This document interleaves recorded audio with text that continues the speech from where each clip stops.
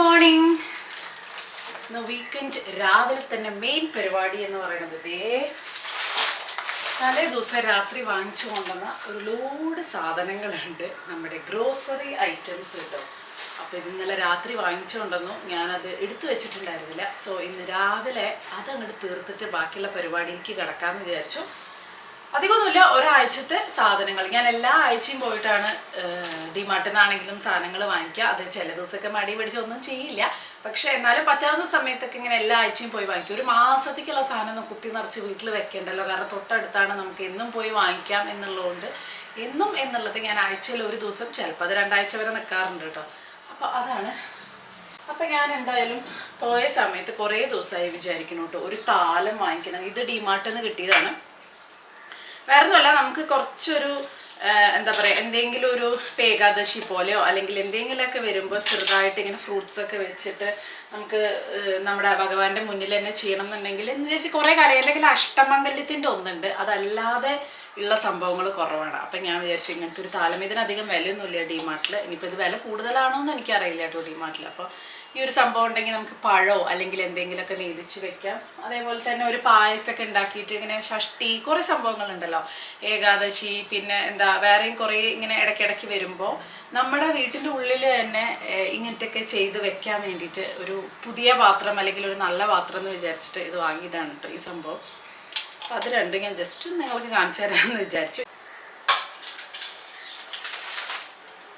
അപ്പം ഈ പരിപാടി തുടങ്ങാമല്ലേ. ആദ്യം ഇതൊക്കെ ഒന്ന് റെഡി ആക്കട്ടെ.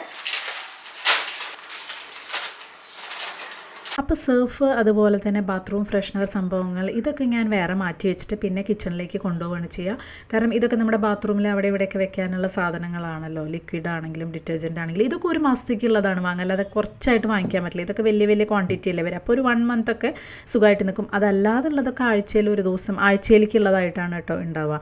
അതായത് നമ്മുടെ ചെറുപയർ ഐറ്റംസും ദാൽ ഐറ്റംസും സംഭവങ്ങളൊക്കെ ഞാൻ ഇതുപോലെ ഇങ്ങനെ എഴുതി വെക്കുകയാണ് ചെയ്യുക കേട്ടോ. എനിക്ക് അതാണ് കുറച്ചും കൂടി ഈസി. നാളികേരം ഇപ്രാവശ്യം ഡിമാർട്ടുന്നുണ്ടല്ലോ 32 രൂപയായി. ശരിക്കും പറഞ്ഞാൽ 25 രൂപയ്ക്കാണ് നാളികേരത്തിന് ഉണ്ടാവാറുള്ളൂ. ബ്ലിങ്കിറ്റിലൊക്കെ 52 റുപ്പീസ് വരെയൊക്കെയാണ് ഒരു നാളികേരത്തിന് ഉണ്ടാവുക. അപ്പോഴാണ് ശരിക്കും പറഞ്ഞാൽ നമ്മുടെ നാട്ടിലെ ഒരു വില, വീട്ടിലൊക്കെ ഇങ്ങനെ വെറുതെ കിടക്കുന്ന നാളികേരത്തിൻ്റെ വിലയൊക്കെ ഇങ്ങനെ മനസ്സിലാവുക, ഇത്രയും വില കൂടുതൽ കൊടുത്താൽ. പക്ഷേ ഞാൻ ആക്ച്വലി ആഴ്ചയിൽ ഒരു നാളികേരം എന്നുള്ള രീതിയിലാണ് യൂസ് ചെയ്യുക. കാരണം ചപ്പാത്തിക്കാവുമ്പോൾ കറി വളരെ നാളികേരം അരച്ച കറികളൊന്നും ആവില്ല, അധികം ഇവിടുത്തെ കറികളായിരിക്കും. ദാൽ, പാലക്ക്, മേത്തി, ഇങ്ങനത്തെ നല്ല നല്ല ഫ്രഷ് വെജിറ്റബിൾസ് കുറച്ചും കൂടെ നല്ലതല്ലേ, ഹെൽത്തിയും അല്ലേ. അപ്പോൾ നാളികേരം അരച്ച് വെക്കാറില്ല. അതുകൊണ്ട് എനിക്ക് ആഴ്ചയിൽ ഒരു നാളികേരം അല്ലെങ്കിൽ മാക്സിമം 2 ആവശ്യം ഉണ്ടാവാറില്ല. ദോശ ഇഡ്ഡലിയൊക്കെ ആണെങ്കിലുള്ള ചട്നിക്ക് അരയ്ക്കേണ്ടത് മാത്രമേ ഉണ്ടാവാറുള്ളൂ കേട്ടോ. അപ്പോൾ ഞാൻ എപ്പോഴും ഇങ്ങനെ വെക്കുമ്പോൾ ദാലൊരു സൈഡിൽ, എനിക്ക് ഇതോ എൻ്റെ സൗകര്യത്തിനാണ് കേട്ടോ ഞാൻ വെക്കുക. എല്ലാവർക്കും എങ്ങനെയാണെന്ന് അറിയില്ല. എനിക്ക് ഇങ്ങനെ പരിപ്പുകളെല്ലാം ഒരു സ്ഥലത്ത്, കടലവർഗ്ഗങ്ങളെല്ലാം ഒരു സ്ഥലത്ത്, അങ്ങനെ വെക്കുമ്പോൾ എനിക്ക് കുറച്ചും കൂടെ ഭയങ്കര ഈസി ആയിട്ട് തോന്നാറുണ്ട് കേട്ടോ എടുക്കാൻ വേണ്ടിയിട്ട്. അതേപോലെ തന്നെ അതിങ്ങനെ എഴുതി വെച്ചപ്പോൾ കുറച്ചും കൂടെ ഈസി ആയിട്ട് തോന്നാറുണ്ട്. അതൊക്കെ കഴിഞ്ഞതേ നമ്മൾ ക്ലീനിങ് ഒക്കെ ഏകദേശം കഴിഞ്ഞു. അപ്പോൾ ഇന്ന് രാത്രി ചപ്പാത്തിക്ക് രാജ്മ മസാലയാണ് കേട്ടോ. അപ്പോൾ അതിനുള്ള രാജ്മ ഞാനൊന്ന് സോക്ക് ചെയ്യാണ്. ഒരു 5-6 hours ഒന്ന് സോക്ക് ചെയ്താൽ നല്ലതാണ് കേട്ടോ. അപ്പോൾ രാവിലത്തെ പണിയൊക്കെ കഴിഞ്ഞതേ ഞാൻ നന്നായിട്ട് തലയിൽ എണ്ണയൊക്കെ തേച്ച്, കുറേ ദിവസമായിട്ട് എണ്ണ തേച്ചിട്ട് എൻ്റെ കേളിയൊക്കെ എന്താ പറയുക ഫ്രിസി ആയി. ഇപ്പോൾ പ്രത്യേകിച്ചും കാറ്റുകാലല്ലേ, സ്കിന്നായാലും ചുണ്ടായാലും ഒക്കെ ഇങ്ങനെ ഒരു ഡ്രൈ ആവണ ഒരു ടൈപ്പാണ്. അപ്പം അതിന് മുന്നേ കുളിക്കാൻ പോവാണ്. അപ്പം ഞാനിപ്പോൾ യൂസ് ചെയ്യുന്ന ഫേസ് വാഷ്, ഒരു പുതിയ പ്രോഡക്റ്റ് ഞാൻ പരിചയപ്പെടുത്തി തരാം. ഇത് ഡെർമാക്കോന്റെ ഹോൾ സെറ്റ് ഓഫ് റേഞ്ച് ആണ് കേട്ടോ ഇൻട്രൊഡ്യൂസ് ചെയ്യുന്നത്. അപ്പോൾ ഇത് ഡെർമാക്കോന്റെ 1% കോജിക് ആസിഡ് ഫേസ് വാഷും 2% കോജിക് ആസിഡ് സീറോ ആണ് കേട്ടോ നമ്മളിവിടെ യൂസ് ചെയ്യുന്നത്. ഇതിൽ കോജിക് ആസിഡും അതുപോലെ തന്നെ ആൽഫ ആർബുറ്റിനും ആണ് ഉള്ളത് കേട്ടോ. അപ്പോൾ ഇത് പിഗ്മെന്റേഷനും അതുപോലെ ഡാർക്ക് സ്പോട്ട്സും ബ്ലെമിഷസ് ഒക്കെ റെഡ്യൂസ് ചെയ്യാനും, അതേപോലെ തന്നെ ആൽഫ ആർബുറ്റിനിലുള്ള മെലാനിൻ്റെ പ്രൊഡക്ഷൻ കൺട്രോൾ ചെയ്യാനും, അതുവഴി നമുക്ക് ഡിസ്കളറേഷൻ മിനിമൈസ് ചെയ്യാനും ഒരു ഈവൻ ഔട്ട് സ്കിൻ ഉണ്ടാവാനും നമ്മളെ സഹായിക്കുന്നതാണ് കേട്ടോ. അതിനുശേഷം നമ്മൾ 1% കോജിക് ആസിഡ് ലിപ് ബാമും 1% ഹൈലോറോണിക് ആസിഡ് എക്കോജൽ സൺസ്ക്രീനും ആണ് കേട്ടോ. Lip balm dark and pigmented ലിപ്സിനെ ട്രീറ്റ് ചെയ്യാനും, അതേപോലെ തന്നെ sunscreen super light weight hydrating ആണ്. അപ്പം നമ്മുടെ സ്കിൻ കെയർ കഴിഞ്ഞു. നമ്മൾ വീട്ടിലിരിക്കുകയാണെങ്കിലും എപ്പോഴും സൺസ്ക്രീനും കൂടെ തേച്ച് കഴിഞ്ഞാൽ സ്കിന്ന് നല്ല ക്ലിയർ ആവും കേട്ടോ. അപ്പോൾ ഇത് ആർക്കെങ്കിലും വാങ്ങണം എന്നുണ്ടെങ്കിൽ ഈ ഡെർമാക്കോ പ്രോഡക്റ്റ് നമ്മുടെ ആമസോണിലും നൈക്കയിലും പേർപ്പിളിലും ഫ്ലിപ്കാർട്ടിലും എല്ലാത്തിലും അവൈലബിൾ ആണ്. അതേപോലെ തന്നെ നമ്മുടെ സ്വപ്ന 2024 എന്ന് പറയുന്ന കൂപ്പൺ കോഡ് യൂസ് ചെയ്യണമെങ്കിൽ 20% ഒരു ഡിസ്കൗണ്ട് ഉണ്ട് അവരുടെ വെബ്സൈറ്റിൽ. അതേപോലെ തന്നെ ഡെർമാക്കോന്റെ എല്ലാ പ്രോഡക്റ്റും ഫ്രാഗ്രൻസ് ഫ്രീ ആണ്. അതേപോലെ തന്നെ ഇതിന്റെ പ്രോഡക്റ്റ് ഒക്കെ ഡിസൈൻ ചെയ്തിട്ടുള്ള ഡെർമറ്റോളജിസ്റ്റ് ആണ് കേട്ടോ. നമ്മൾ ഒരു പ്രാവശ്യം അവരുടെ അടുത്ത് ബൈ ചെയ്യുമ്പോൾ നമ്മുടെ ഓർഡർ അവർ ലിങ്ക് ചെയ്യും, ഓരോ കുട്ടീനെ എഡ്യൂക്കേറ്റ് ചെയ്യാൻ അലോങ് വിത്ത് ഭൂമി ഫൗണ്ടേഷൻ. അപ്പോൾ ഇത്രയേ ഉള്ളൂ. ഇനി ഞാൻ ജസ്റ്റ് ഒക്കെ പൊട്ടൊക്കെ തൊട്ട് ഒന്ന് ചെറുതായിട്ടൊന്ന് റെഡി ആവട്ടെ കേട്ടോ. എന്താ അവിടെ പരിപാടി? ഞാനേ നമ്മുടെ ഉണ്ണിക്കണ്ണനെ ഒന്ന് അണിയിച്ചൊരുക്കുന്ന പരിപാടിയിലാണ്. കുറച്ച് കാലപ്പഴക്കുണ്ട് ആൾക്ക്. ഒരു 15 വർഷം ഉണ്ടാവും. 15 വർഷത്തെ കാലപ്പഴക്കുണ്ട്.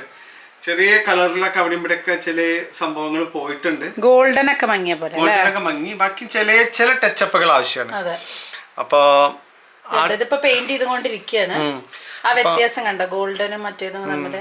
പക്ഷെ കൃഷ്ണൻ നല്ല ഭംഗിയാണ്. എന്താ വെച്ചാ ഒന്നാമത് നല്ല ഐശ്വര്യമുള്ള കൃഷ്ണനാണ്. പിന്നെ നമ്മുടെ കൂടെ ഒരു 15 വർഷമായിട്ട് വിഷു ആണെങ്കിലും ഒക്കെ അപ്പൊ ഞങ്ങൾക്ക് മാറ്റാൻ തോന്നുന്നില്ല. അതെ. അപ്പൊ എന്താ ചെയ്യാ, ചിലപ്പോ നമ്മളെ വീട്ടിൽ ഇങ്ങനെയൊക്കെ ഉണ്ട്. അപ്പൊ ചില സ്ഥലങ്ങളിലൊക്കെ ചില പെയിന്റിന് എത്തിയുണ്ട്. അപ്പൊ എല്ലാം ആക്രിലിക് കളേഴ്സ് ഉണ്ട്. നമുക്ക് ചില ഷെയ്ഡുകൾ നമുക്ക് നന്നായിട്ട് സ്കെച്ചൊക്കെ അറിയാന്നുണ്ടെങ്കിൽ, ഷെയ്ഡ് കൊടുക്കാൻ അറിയാന്നുണ്ടെങ്കിൽ അത് നന്നായിട്ട് ചെയ്യാം. ബ്ലൂ ഒന്നും ചെയ്യണില്ല. ഇല്ല, ബ്ലൂ അധികം ഒന്നും ചെയ്യണില്ല. ചില സ്ഥലങ്ങളിൽ ചെറിയ ടച്ചപ്പ് മാത്രം. മൊത്തമായി കൊടുക്കുമ്പോ എത്രത്തോളം. അപ്പൊ പിന്നെ അത് നമ്മളാ മുന്നത്തെ ആ ഷെയ്ഡ് വന്നത് അത് നന്നായി ചെയ്യാൻ പറ്റിച്ചാ നമുക്ക് ചെയ്യാം. പക്ഷെ എവിടേക്കാണോ ഫെയ്ഡ് വന്നത്, എവിടേക്കാണോ നമുക്കൊരു എന്താണ് ഗെറ്റ് റെഡി വിത്ത് കൃഷ്ണൻ അല്ലേ, ഒരു ചെറിയ മേക്ക് ഓവർ എന്നല്ലേ നിങ്ങളുടെ ഭാഷയിൽ പറയുന്നത്? അതെ, ഒരു മേക്ക് ഓവർ കൃഷ്ണനും ആവാലോ. 15 years ആയിട്ടല്ലേ കൃഷ്ണനൊന്നും കാണുന്നില്ലല്ലേ. അപ്പോ ചെറിയ ഇത് ഗോൾഡിന്റെ കേട്ടോ, അത് ആക്രിലിക്. അപ്പോൾ ഇത് കുറേ പേര് ചോദിച്ചിട്ടുണ്ടായിരുന്നു കേട്ടോ. ഈ ഒരു അഷ്ടലക്ഷ്മിയുടെ വിളക്കാണ്, ഇത് അമ്മ കൊണ്ടുവന്നതായിരുന്നു. ഉരുളി നമ്മുടെ കയ്യിലുണ്ടായിരുന്നത്. അവിടെ നിന്ന് ഒരു കുട്ടി കൃഷ്ണനെ ഞാൻ മഞ്ചാടിയും ഇതും ഗുരുവായൂരിൽ വാങ്ങിയതാണ് കഴിഞ്ഞ വർഷം പോയപ്പോൾ. പിന്നെ ഗണപതിയും ഇതൊക്കെ നമുക്ക് ഇങ്ങനെ അതി പറഞ്ഞ പോലെ ഗിഫ്റ്റായിട്ട് അന്ന് അമ്മ കൊണ്ടുവന്നതും പിന്നെ ഗിഫ്റ്റും അങ്ങനത്തെ കാര്യങ്ങളൊക്കെ നമുക്ക് കിട്ടിയതാണ്. അപ്പോൾ ഇത് പല വീടുകളിലും ഇപ്പൊ നമ്മൾ കാണാറില്ലേ, അപ്പൊ ഈ പഞ്ചലോഹത്തിന്റെയും പഞ്ചലോഹത്തിന്റെ അങ്ങനെ മെറ്റൽ ആയിട്ടുള്ളത്. അപ്പൊ ഞങ്ങൾ ആദ്യം വിചാരിച്ചു നമുക്കിത് മാറ്റിയിട്ട് ആയല്ലോ. പക്ഷെ ഈ മുഖത്ത് നോക്കുമ്പോൾ മാറ്റാൻ തോന്നുന്നു. ഭയങ്കര രസമാണ്. പിന്നെ നമ്മുടെ മനസ്സിലുള്ള ഒരു രൂപവും നമ്മുടെ കുറെ കാര്യങ്ങളായിട്ട്. അപ്പൊ അതുകൊണ്ട് ഞങ്ങൾ ഇത് വെച്ചപ്പോ മാറ്റിയില്ല. പക്ഷെ അടിപൊളിയുണ്ട് ഒന്ന്. അപ്പൊ നമ്മളെ വീട്ടിൽ ഇങ്ങനെയൊക്കെ പഴയതുണ്ട്, നമുക്കത് ഒഴിവാക്കാനും തോന്നുന്നില്ല, എന്നാ പുതുത് മേടിക്കാനും തോന്നുന്നില്ല. പഴയത് എന്ത് ചെയ്യുക, അതിന്റെ കളർ പോണിച്ചാൽ ഈ ആക്രിലിക് കളേഴ്സ് മേടിച്ചിട്ട് ശ്രദ്ധിച്ചിട്ടൊന്ന് ചില വാങ്ങുകളിലൊന്ന് കൊടുത്തു കഴിഞ്ഞാലേ ഇത് ഫൈനലായിട്ട് നമുക്കൊന്ന് കാണിക്കാം എങ്ങനെ ഉണ്ടാവും. അങ്ങനെ വെച്ചുവിടാം. നല്ല തിളക്കം ഗോൾഡൻ അടിക്കണം കേട്ടോ. നല്ല രസമുണ്ട് കേട്ടോ. ആക്ച്വലി ഇപ്പൊ നോക്കുമ്പോൾ ഇവിടെ തിളക്കം ഇതിന്റെ പക്ഷെ നമുക്ക് അങ്ങനെ അത് ചെയ്യണം. അത് ബ്രാസിന്റെ ഒറിജിനൽ സാധനം. അതിന്റെ വെയിറ്റ് അറിയാം. അപ്പൊ അത് നമുക്ക് ശരിക്കും അതിന്റെ ഒറിജിനൽ അതൊക്കെ ഇട്ടിട്ട് പ്രോപ്പർ വേ ചെയ്യണം. പിന്നെ അത് മാത്രല്ല ബ്രാസിന് എപ്പോഴും ആ കളറേ ഉണ്ടാവുള്ളൂ. അതിനൊരിക്കലും തിളക്കം ഉണ്ടാവില്ല. അതിന്റെ കളർ അതാണ്. ഇതൊരു ആർട്ടിഫിഷ്യൽ തിളക്കാണ്. പക്ഷെ ആ നീലയ്ക്ക് അത് ഭംഗിയുണ്ട്. ഈ കണ്ണിന്റെ ഉള്ളിലേ ഒരു പൊട്ടും തൊട്ടെടുത്ത് കൃഷ്ണമണിയുടെ പോലെ. അപ്പൊ അങ്ങനെ ശരിക്കും നമ്മളെ നോക്കണ ഒരു ലുക്കായി അത് വെച്ച് കൊടുത്തപ്പോ കുളിപ്പിച്ച് കുട്ടിയിലെ അതേ പോകും. അതിന്റെ മുകളിൽ ഇങ്ങനെ ഓരോന്ന് ചെയ്യും. അടിപൊളി അല്ലേ? ഈ ഒരു ഇതിന് മാച്ചാണ്. ഇന്നത്തെ പണി ഇതായിരുന്നു. അതെ, ഒന്ന് ഗെറ്റ് റെഡി വിത്ത് കൃഷ്ണ റെഡിയായി.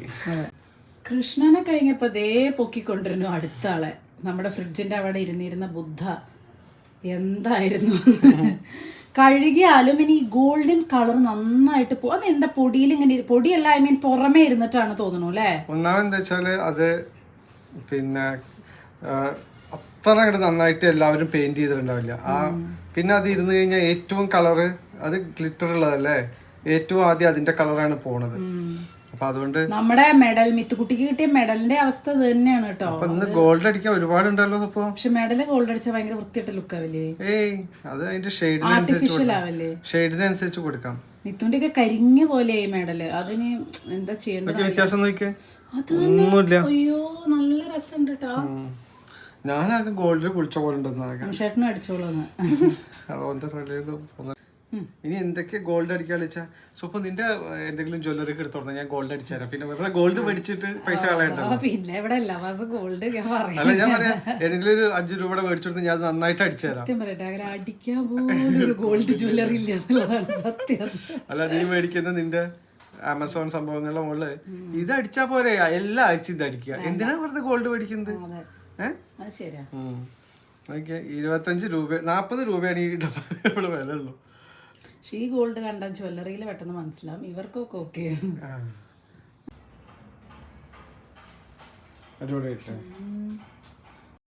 അപ്പോൾ ഉച്ചയ്ക്കുള്ള ലഞ്ച് പ്രിപ്പറേഷനാണ്. ഇന്ന് കുറച്ചധികം പരിപാടികളുണ്ടായിരുന്നു കേട്ടോ. ഷൂട്ടിംഗ് ആയിട്ടും എഡിറ്റിംഗ് ആയിട്ടും 1-2 ബ്രാൻഡിൻ്റെ സംഭവങ്ങളൊക്കെ കൊടുക്കാനുണ്ടായിരുന്നു. അപ്പോൾ എല്ലാം ചെയ്ത് കഴിഞ്ഞ് വന്നപ്പോൾ ഒരുപാട് നേരം വൈകി. അപ്പോൾ ഏറ്റവും ഈസി ആയിട്ട് ഉണ്ടാക്കാൻ പറ്റിയത്, അല്ലെങ്കിൽ വീക്കെൻഡിൽ നമ്മൾ നല്ല സ്പെഷ്യലോ എന്തെങ്കിലുമൊക്കെ ആയിട്ട് ഉണ്ടാക്കും. അപ്പോൾ ഇന്ന് അതിനൊന്നും സമയം കിട്ടാത്ത കാരണം പുറത്തുനിന്ന് വാങ്ങിക്കാനും തോന്നിയില്ല. അപ്പോൾ വിചാരിച്ചു വളരെ എളുപ്പത്തിൽ തട്ടിക്കൂട്ടി ഉണ്ടാക്കുന്ന ഒരു പുലാവ് ഉണ്ടാക്കാമെന്ന്. ആക്ച്വലി പണ്ടൊന്നും എനിക്ക് ഈ പുലാവ് ഒട്ടും ഇഷ്ടമുണ്ടായിരുന്നില്ല. പിന്നെ നമ്മളൊന്നും നാട്ടിൽ അങ്ങനെ പുലാവ് കോൺസെപ്റ്റിൽ എന്ത് വന്നാലും ബിരിയാണിയാണല്ലോ അല്ലേ. ബിരിയാണിയുടെ അപ്പുറം അത് എനിക്ക് എത്ര ബുദ്ധിമുട്ടുള്ളൊരു സംഭവമാണെന്ന് നമുക്ക് തോന്നും. എന്തായാലും പുലാവ് വളരെ ഈസിയാണ്, എന്താ പറയുക, ഭയങ്കര എളുപ്പത്തിൽ നമുക്ക് ഉണ്ടാക്കാൻ പറ്റുന്നതാണ് കേട്ടോ. അപ്പോൾ അതിന് വേണ്ടിയിട്ട് എൻ്റെ കയ്യിൽ ഉണ്ടായിരുന്ന 1-2 സാധനങ്ങളൊക്കെ വെച്ച് അഡ്ജസ്റ്റ് ചെയ്തു. പൊട്ടാറ്റോ ഉണ്ടായിരുന്നു, ബീൻസ് ഉണ്ടായിരുന്നു, ക്യാരറ്റ് ഉണ്ടായിരുന്നു, അതുപോലെ കുറച്ച് സോയ ഉണ്ടെങ്കിൽ നന്നാവും എന്ന് വിചാരിച്ചിട്ട് അതും ഇട്ടു. മട്ടർ ഞാൻ വെള്ളത്തിലിടാൻ മറന്നുകൊണ്ട് അത് എടുത്തില്ല. പിന്നെ കോളിഫ്ലവറൊന്നും എനിക്ക് പുലാവിൽ ഇടുന്നത് വലിയ ഇഷ്ടമില്ല. ഇവിടുത്തെ നമ്മുടെ മുംബൈയിലൊക്കെ ഉള്ള പുലാവ് എനിക്ക് ഭയങ്കര ഇഷ്ടമാണ് കേട്ടോ. അതായത് നമ്മുടെ മുംബൈ തവ പുലാവ് എന്ന് പറഞ്ഞിട്ട് നല്ല സ്പൈസി ആയിട്ടുള്ള പുലാവ്, തവയിൽ ഉണ്ടാക്കിയിട്ടുള്ള പുലാവ്, അത് നല്ല ടേസ്റ്റാണ്. പക്ഷേ ഇന്ന് എന്തോ അങ്ങനെ ഒരുപാട് സ്പൈസി വിഭവങ്ങളൊന്നും കഴിക്കാൻ തോന്നുന്നില്ല. ഇത് വളരെ ഈസിയാണ്. വെജിറ്റബിൾസൊക്കെ ഇട്ട് കുറച്ച് ഗരം മസാല ഇട്ടിട്ട് വേണമെങ്കിൽ നമുക്ക് മഞ്ഞൾപ്പൊടിയും മുളക് പൊടിയും കൂടി ഇട്ടിട്ടുള്ള യെല്ലോ റൈസ് പോലെ ഉണ്ടാക്കാം. പക്ഷേ ഇത് പ്രോപ്പർ പുലാവ് പോലെ തന്നെയാണ് ഉണ്ടാക്കുന്നത് കേട്ടോ. നമ്മുടെ അരി ബസ്മതി റൈസ്, ഇത് ലോങ് ഗ്രെയിൻ റൈസ് അല്ല, നോർമലാണ്. അതിലേക്കൊരു 2 ഗ്ലാസ് ചൂടുവെള്ളം കൂടെ ഒഴിച്ച് ഒരൊറ്റ വിസിൽ അല്ലെങ്കിൽ 2 വിസിൽ വരുത്തി കഴിഞ്ഞാൽ ഭയങ്കര ഈസി ആയിട്ടുള്ള, ഉപ്പിടാൻ മറന്നു, ഉപ്പും കൂടെ ഇട്ടിട്ട് ഈസി ആയിട്ടുള്ളൊരു പുലാവാണ് കേട്ടോ ഉണ്ടാക്കുന്നത്. നമ്മുടെ ഈസി പുലാവ് അവിടെ കിടന്നാവട്ടെ. ആ സമയം കൊണ്ട് നമുക്ക് ഇതാ ചെറുതായിട്ടൊരു ചെറിയൊരു സാലഡ്, ഞാൻ ഇന്ന് കുക്കുംബറിൻ്റെ സാലഡാണ് കേട്ടോ ഉണ്ടാക്കുന്നത്. ഒരു മീഡിയം ഫ്ലെയിമിൽ ഒരു വിസിൽ, ഹൈ ഫ്ലെയിമിലാണെങ്കിൽ ഒരു 2 വിസിൽ വന്നാലും വലിയ കുഴപ്പമൊന്നുമില്ല. ഒരു കുക്കുംബർ സാലഡ്, അതേപോലെ എന്താ നമ്മുടെ അച്ചാറുണ്ടല്ലോ, ഞാൻ അന്ന് പറഞ്ഞില്ലേ. അപ്പോൾ ആ അച്ചാർ ഇതാ ഞാനൊരു കുപ്പിയിലാക്കി വെച്ചിരിക്കുകയാണ്. അപ്പോൾ ഈ ഒരു അച്ചാർ, പപ്പടത്തിൻ്റെ കുറവുണ്ടല്ലോ, പക്ഷെ പപ്പടം ഇവിടെ വാങ്ങാറില്ല. ഈ ഒരു അച്ചാറുണ്ടെങ്കിൽ ഒന്നുമില്ലാത്ത ദിവസം ഇതൊരു അടിപൊളി പുലാവാണ് കേട്ടോ. അതായത് ഭയങ്കര ഈസി ആയിട്ടുള്ള അതാത്ത വിസിൽ വരും. ഒരു വിസിൽ വന്നു, വേണമെങ്കിൽ എനിക്ക് തോന്നുന്നു ഒരു വിസിലും കൂടെ വന്നാൽ ചിലപ്പോൾ കുറച്ച് കുഴയും, പക്ഷെ എന്നാലും വേണ്ടില്ല, പേരിനൊരു വിസിലും കൂടെ വന്നോട്ടെ, അവിടെ ഇരുന്നോട്ടെ. അപ്പോൾ ഇതുപോലത്തെ എന്താ പറയുക, പെട്ടെന്ന്, അത് ശരിക്കും പറഞ്ഞാൽ 5 മിനിറ്റ് എന്ന് പറഞ്ഞാൽ കൂട്ടി പറയലല്ല, ശരിക്കും 5 മിനിറ്റ് തന്നെയാണ് എടുക്കുള്ളൂ. ഭയങ്കര സിമ്പിളല്ലേ. ഇത് യെല്ലോ റൈസ് ആയിട്ടും ഇതേ മെത്തേഡ് ചെയ്യാം. അതായത് യെല്ലോ റൈസ് ആകുമ്പോൾ കുറച്ച് മഞ്ഞപ്പൊടിയും ഇത്തിരി മുളക് പൊടിയും ഗരം മസാലയും, അപ്പോൾ ഗരം മസാല ഇട്ടിട്ടുണ്ട്. അതല്ലാതെ വെറും മഞ്ഞപ്പൊടിയും മുളക് പൊടിയും കൂടി ഇടുമ്പോൾ യെല്ലോ റൈസ് ഒരു ചെറിയൊരു ബിരിയാണിയുടെ ഒരു ഫ്ലേവർ പോലെ വരും. പക്ഷേ ഇന്നിപ്പോൾ ഞാനൊരു പുലാവായിട്ട് തന്നെയാണ്, കാരണം അച്ചാറും സാലഡും ഉണ്ടെങ്കിൽ പിന്നെ പുലാവ്. ഇത് കുട്ടികൾക്ക് സ്കൂളിലേക്കും കൊടുത്തു വയ്ക്കാം. ഗ്രീൻ പീസും കോളിഫ്ലവർ ഇവിടെ വലിയ താല്പര്യമില്ല, പക്ഷെ ഗ്രീൻ പീസ് ഫ്രഷ് ആയിട്ടുള്ളത് കിട്ടും. അത് ഇന്ന് ഞാൻ പോയി നോക്കിയപ്പോൾ കിട്ടിയില്ല കേട്ടോ. അപ്പോൾ ഈ സമയത്താണ് എല്ലാവരും നല്ല ക്യാരറ്റ് ഹൽവ ഉണ്ടാക്കുക. അപ്പോൾ അത് വാങ്ങിക്കാൻ വേണ്ടി എനിക്ക് പോകണം. ഹൽവ ഉണ്ടാക്കാൻ വേണ്ടിയിട്ട് ക്യാരറ്റ് വാങ്ങിക്കാൻ പോകണം. നല്ല അങ്ങനെ വലിയ ക്യാരറ്റ് ഉണ്ടല്ലോ, ഓറഞ്ച് കളർ ക്യാരറ്റ് കിട്ടുന്ന സമയമാണ്. അതിങ്ങനെ തണുപ്പത്ത്, പക്ഷെ ഇവിടെ ഈ പറഞ്ഞ പോലെ തണുപ്പ് തുടങ്ങിയിട്ടില്ല. ഡിസംബറൊക്കെ ആയി എന്ന് പറഞ്ഞാലും ഒരു ഫീൽ അങ്ങോട്ട് വരണേ ഉള്ളൂ. രാവിലെ ഉണ്ട് മഞ്ഞ്, പക്ഷെ അതല്ലാത്തൊരു ഇത് തുടങ്ങിയിട്ടില്ല. അപ്പോൾ ആ സമയമാകുമ്പോൾ ഒന്നും കൂടെ ഒരു ഡിസംബറൊക്കെ ആകുമ്പോഴേക്കും, ഡിസംബർ ലാസ്റ്റൊക്കെ ആകുമ്പോഴേക്കും നല്ല ഹലുവ ഇങ്ങനെ ഉണ്ടാക്കണം.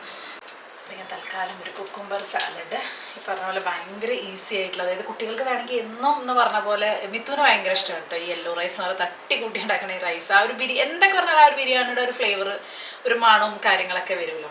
ഇതിൽ ഉള്ളി ഇടാം, ഞാനിന്ന് ഉള്ളി പോലും ഇട്ടിട്ടില്ല. ഉള്ളിയും കൂടെ ഇട്ടാൽ കുറച്ചും കൂടെ അടിപൊളിയാവും. അപ്പോൾ ഇങ്ങനത്തെയൊക്കെ ഓരോന്ന് ഇട്ടിട്ട് നമുക്ക് നല്ല ടേസ്റ്റി ആയിട്ട് നല്ല ഈസി ആയിട്ട് ഉണ്ടാക്കാം. ഇതിൻ്റെ കൂടെ ഈ പറഞ്ഞ പോലെ ഫിഷ് ഫ്രൈയോ ചിക്കൻ ഫ്രൈയോ ഒക്കെ ഉണ്ടെങ്കിൽ സൂപ്പറായിരിക്കും. അപ്പോൾ ഇവിടെ ഇപ്പം അങ്ങനെ സത്യം പറഞ്ഞാൽ കുറവാണ് ഇങ്ങനെ വാങ്ങിക്കൽ. ഇപ്പോൾ വളരെ അപൂർവമായിട്ടാണ് വാങ്ങിക്കാറുള്ളൂ. അപ്പോൾ വർത്താനൊക്കെ പറഞ്ഞ് കുക്കുംബർ കട്ട് ചെയ്ത് വീഡിയോ എഡിറ്റ് ചെയ്യുമ്പോഴാണ് ഞാനൊരു കാര്യം മനസ്സിലാക്കിയത്. കുക്കുംബറിൻ്റെ തോല് ഞാൻ എത്രയാണ് വെട്ടി ഉണ്ടാക്കിയത്, സംസാരിച്ച് അതിങ്ങനെ ഗ്രേറ്റ് ചെയ്യണതിന് പകരം കത്തിയായിട്ട് മൊത്തം കുക്കുംബർ തന്നെ എടുത്ത് കളഞ്ഞോ എന്ന് എനിക്കിങ്ങനെ തോന്നുക. അപ്പോൾ എന്തായാലും തൈരും കുറച്ച് കുരുമുളകും മാത്രം ഇട്ടിട്ടുള്ള ഒരു സിമ്പിൾ റൈത്തയാണ് കേട്ടോ ഉണ്ടാക്കിയിട്ട്. വേറെ പച്ചമുളകോ അങ്ങനത്തെ സംഭവങ്ങളൊന്നുമില്ല. മെയിനായിട്ട് കുക്കുംബർ ഇങ്ങനെ 2 നേരം നന്നായിട്ട് തൈരിൽ കഴിക്കുന്നത് ഭയങ്കര നല്ലതാണല്ലോ. അപ്പോൾ അതും അച്ചാറുമാണ് ഇന്നത്തെ. അത് കഴിഞ്ഞിട്ട് ഇതേ പിന്നെയും ക്ലീനിങ്, ഇന്ന് രാവിലെ ഫുൾ ക്ലീൻ ചെയ്ത് വെച്ച അടുക്കളയല്ലേ. ഇപ്പം നോക്കി, ഇതാണ് നമ്മുടെ ഫുഡ് ഉണ്ടാക്കുമ്പോൾ ഒരേ ഒരു പ്രശ്നം, ക്ലീനിങ് എന്നുള്ളത്. പിന്നെ ഞാനതൊരു ടോപ്പിക്കായിട്ട് ഇടണമെന്ന് വിചാരിച്ചാണ്. ഈ ക്ലീനിങ് എല്ലാവർക്കും ഇഷ്ടപ്പെടുന്നൊരു പരിപാടിയല്ല. പറഞ്ഞ പോലെ അതൊരു ബേസിക്കായിട്ട് വേണ്ട ഒരു കാര്യമാണെങ്കിൽ പോലും അതങ്ങനെ എല്ലാവരെ കൊണ്ടും പറ്റുന്നതുമല്ല. നമ്മൾ വീട്ടിലിരിക്കുന്നവർക്ക്, വീട്ടിലാണെങ്കിൽ പോലും ഇപ്പോൾ വർക്ക് ചെയ്യുന്നവരായിരിക്കും, അങ്ങനെയുള്ളവർക്ക് ചിലവർക്ക് അത് ഇഷ്ടമല്ലാത്തവരായിരിക്കും. അപ്പോൾ ഒരു ബേസിക് ആയിട്ടുള്ളൊരു ചെറിയ ക്ലീനിങ്ങും പരിപാടികളൊക്കെ നമുക്ക് എല്ലാവരെയും നിർബന്ധിക്കാം. അതല്ലാത്ത ക്ലീനിങ് നമുക്ക് എല്ലാവരും ചെയ്യണമെന്ന് പറയണതും ശരിയല്ല. കാരണം ഓരോരുത്തരുടെ സാഹചര്യം ഓരോ പോലെ ആയിരിക്കും. അത് നമ്മൾ മനസ്സിലാക്കണം എന്നുള്ളതാണ് എനിക്ക് തോന്നിയിട്ടുള്ളത്. അതിൻ്റെ പേരിൽ നമ്മൾ ആരെയും അങ്ങനെ കുറ്റപ്പെടുത്തേണ്ട ആവശ്യമില്ല എന്ന് എനിക്ക് തോന്നിയിട്ടുണ്ട് കേട്ടോ. അപ്പോൾ അതാ പുലാവ് നമ്മുടെ റെഡിയായി. വളരെ ഈസി ആയിട്ടുള്ള ഒരു തട്ടിക്കൂട്ട് പുലാവും അതേപോലെ തന്നെ എന്ത് ടേസ്റ്റായിരുന്നു അറിയോ, നല്ല മണവും ഉണ്ടായിരുന്നു.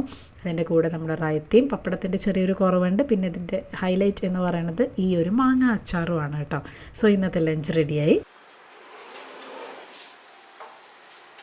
ഇന്ന് ഫ്രിഡ്ജ് ഓർഗനൈസേഷൻ്റെ ഷൂട്ടിംഗ് ആയിരുന്നു കേട്ടോ. കണ്ടോ നമ്മുടെ വീട് കിടക്കുന്ന ഒരു കോലം, വീടല്ല അടുക്കള. അപ്പോൾ നമ്മൾക്ക് സാധാരണ ഷൂട്ടിങ് ചെയ്യുന്ന ദിവസം എന്താണെന്ന് വെച്ചാൽ ബാക്കിയുള്ള പണികളൊന്നും, മറ്റേത് ഈവനിങ്ങിലത്തെ ചപ്പാത്തിയും കറികളും ഒക്കെ ഉണ്ടാക്കി സാധനങ്ങൾ, അതിൻ്റെ ബാക്കിയുള്ള കവറുകളും ബാക്കി കഴുകി വെച്ച മല്ലിയുടെ സാധനങ്ങളും പിന്നെ പാത്രങ്ങളും പിന്നെ ഡിഷ് വാഷറിലുള്ള പാത്രങ്ങൾ എടുത്തു വെക്കലും, ഇനി ഇതെല്ലാം കഴിഞ്ഞിട്ട് വേണം നമുക്ക് ഇന്നൊന്ന് കിടക്കാൻ. ഷൂട്ടിംഗ് ഉള്ള ദിവസം ഉള്ള ഒരു ചെറിയൊരു പ്രശ്നമാണ്. അതായത് നമ്മളിപ്പോൾ ഞാൻ മുന്നത്തെ വീഡിയോയിൽ പറഞ്ഞ പോലെ നമ്മുടെ യൂട്യൂബേഴ്സിൻ്റെ അല്ലെങ്കിൽ ഇങ്ങനത്തെ ഇൻഫ്ലുവൻസേഴ്സിൻ്റെ ഇങ്ങനത്തെ വീഡിയോ കാണുമ്പോൾ നിങ്ങൾ വിചാരിക്കുക ആഹാ എപ്പോഴും 24 മണിക്കൂർ നീറ്റ് ആൻഡ് ക്ലീൻ ആയി കിടക്കുന്ന വീടായിരിക്കും എന്ന്. അങ്ങനെയൊന്നുമല്ല. നമ്മുടെ ഒരു ഷൂട്ടിങ് തീർന്നത്, ഇപ്പോൾ ബ്യൂട്ടി വ്ളോഗേഴ്സ് ആണെങ്കിൽ ആ മേക്കപ്പ് കഴിയുന്നതോടുകൂടി അവരുടെ ഫുള്ള് ബ്യൂട്ടി പ്രോഡക്റ്റുകളായിരിക്കും.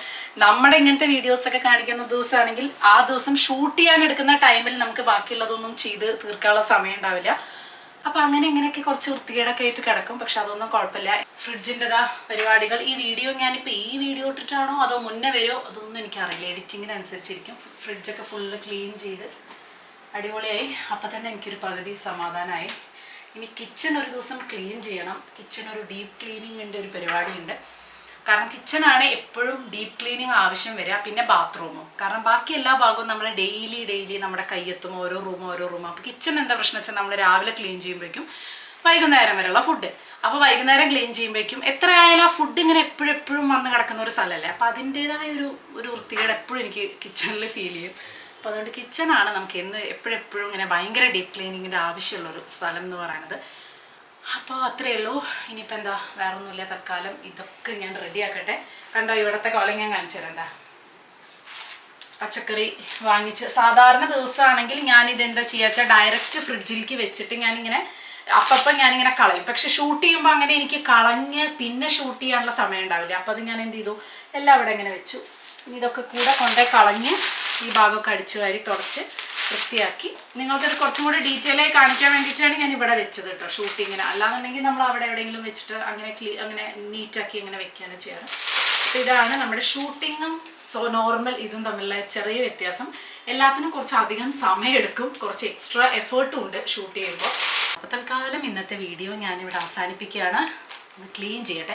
അപ്പോൾ ഇന്നത്തെ കലാപരിപാടികൾ ഇതാ ഏകദേശം ഇവിടെ അവസാനിക്കാറായി. ഷൂട്ടിങ്, ക്ലീനിങ്, ഷൂട്ടിങ് ഇതൊക്കെ തന്നെയാണ് കേട്ടോ മെയിനായിട്ട് ഇന്നുണ്ടായത്. കാരണം രംഷേട്ടന് ലീവുള്ള ദിവസമാണ് ഇതുപോലെ ഓർഗനൈസിങ് വീഡിയോസൊക്കെ ഒന്ന് നന്നായിട്ട് എടുക്കാൻ പറ്റുള്ളൂ. കാരണം അതല്ലാത്ത ദിവസം ഡേ ഇൻ മൈ ലൈഫ് പോലെയല്ല, ഇത് കുറച്ചും കൂടെ നന്നായിട്ട് ക്യാമറയിലൊക്കെ എടുക്കാനുള്ള ദിവസം രംഷേട്ടൻ ഒഴിവുള്ള ദിവസം ഞാൻ മാക്സിമം യൂട്ടിലൈസ് ചെയ്യും. ഒരു 3-4 വീഡിയോ ഒക്കെ അങ്ങനത്തെ ഓർഗനൈസിങ്, റൂം ടൂർ പോലുള്ള സംഭവങ്ങളൊക്കെ ഞാൻ എടുപ്പിക്കും കേട്ടോ. അപ്പോൾ ഇന്ന് അങ്ങനത്തെ ഒരു ദിവസമായിരുന്നു. പക്ഷേ എന്തൊക്കെ പറഞ്ഞാലും ഇതിങ്ങനെയിട്ട് നാളെ രാവിലെ നീക്കേണ്ട കാര്യം എനിക്ക് ആലോചിക്കാൻ വയ്യാത്തതുകൊണ്ട് ഞാനിതിൻ്റെ ബാക്കി വീഡിയോസും ബാക്കിയുള്ള സംഭവങ്ങൾ സിനിമേനെ പറ്റി പറയണതും ഒന്നും ഇന്ന് എടുക്കാൻ പ്ലാൻ ഉണ്ടായിരുന്നു. പക്ഷെ ഒന്നും ചെയ്തില്ല. കാരണം ഈ ഒരു പണി കഴിഞ്ഞ് ക്ലീൻ ചെയ്ത് മേല് കഴുകി കിടന്നുറങ്ങുക എന്നുള്ളതാണ് ഇന്ന് ഏറ്റവും സമാധാനമായി തരുന്നത് കേട്ടോ. അപ്പോൾ അതിന് മുന്നേ ഏറ്റവും പീസ്ഫുള്ളായിട്ട് കിട്ടുന്നൊരു സംഭവം എന്ന് പറയുന്നത് ഇതൊക്കെ ക്ലീൻ ചെയ്ത് കാണുക എന്നുള്ളതാണ്. അപ്പോൾ തൽക്കാലം ഞാൻ ഈ വീഡിയോ ഇവിടെ അവസാനിപ്പിക്കുകയാണ് കേട്ടോ. ബൈ.